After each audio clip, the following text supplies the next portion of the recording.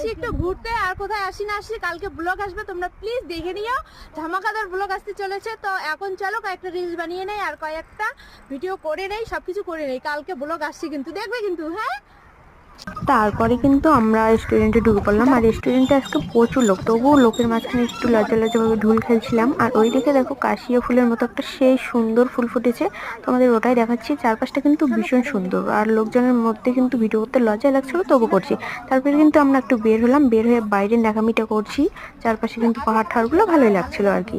তারপরে যেহেতু নদীর পাশে আসছি, নদী নামবো না তাই কখনো হয়, তারপরে এখানে একটু নদী নামছিলাম দৌড়ে দৌড়ে। আর নামতে নামতে এত গরম লেগেছে কি আর বলবো। তারপরে একটু বসে পড়েছি আর হাওয়া দিচ্ছিলাম।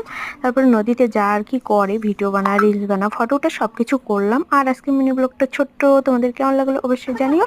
আর প্লিজ ভালো লাগলে পাশে থেকো, প্রথমবার মিনি ব্লগ করলাম, তো জানি না কেমন হয়েছে, তোমরা প্লিজ